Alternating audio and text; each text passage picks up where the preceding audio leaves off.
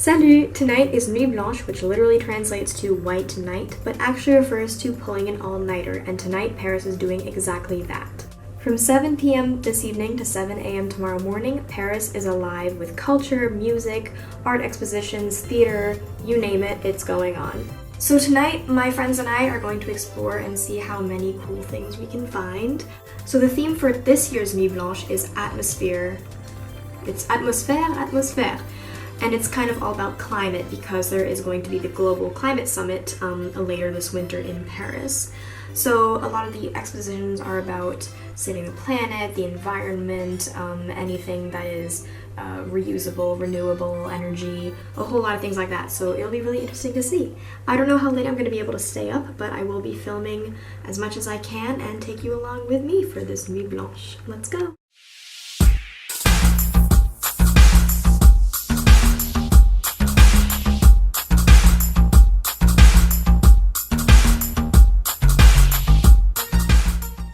In spirit of the climate theme, each block of slowly melting ice in this art piece represented the countries of the world.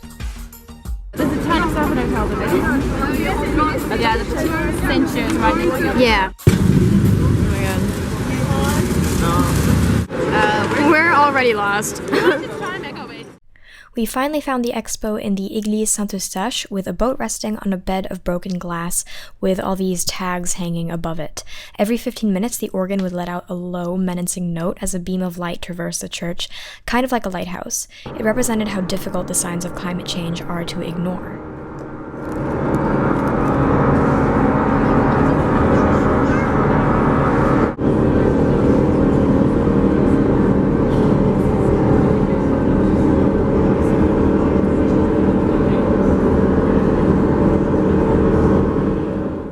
This was probably my favorite thing that we saw. It was just so powerful and that organ sounded so cool. After getting a free hug from a chicken, we made our way to Notre Dame where we found some pyrotechnic street performers, which was pretty cool.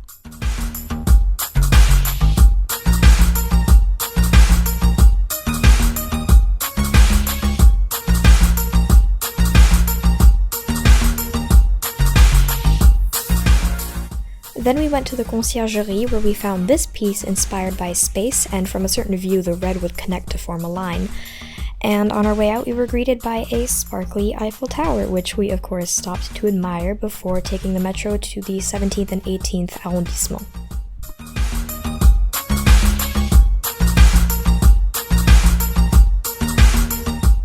Yeah, so we're on our way to the northwest. We can already see the people, but apparently there's a cool wave expo thing, and then we're gonna get onto the Petite Ceinture too. It is so cold. It's getting colder and colder.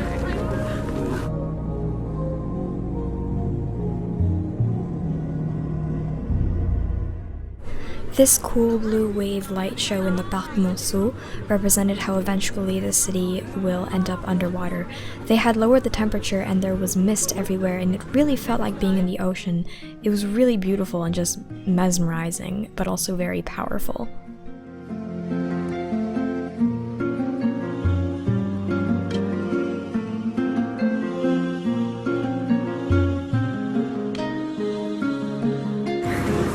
I don't think it's like, oh, there's the ew. Oh dear, that's disgusting. Ew.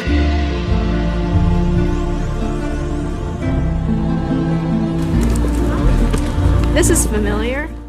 We got onto the Petite Ceinture, legally this time, where this freaky piece drew comparisons to barbed wire.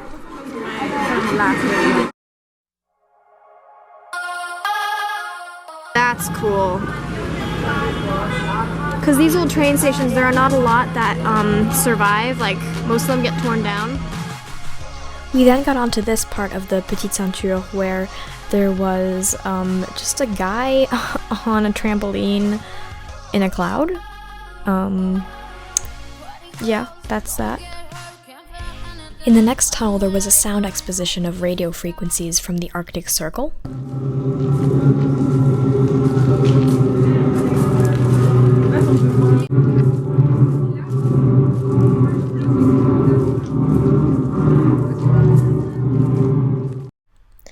And then there was also this artwork by Michel Blasi.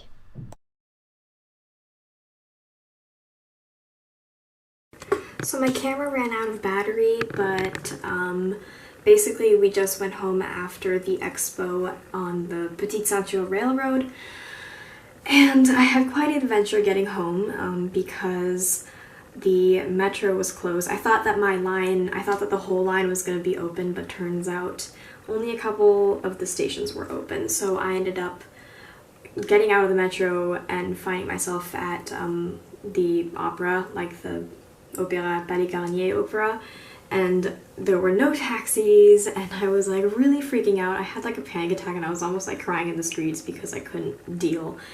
And I finally got a taxi home, but moral of the story is if you're gonna stay out late in Paris, you have to have backup plans on how to get home, because when the metro's closed and you're in like a pretty popular area, you're not going to be able to find a taxi unless you wait for like half an hour to an hour. But anyway, tonight was really fun. I think that the only con of Nuit Blanche is that you have a lot of things that you can do, but it's kind of tough to plan out like how and when you want to get there and like figure out on the map, you know, where you want to go.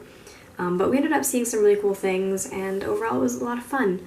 But definitely one of the downsides are just, you know, getting home at the end.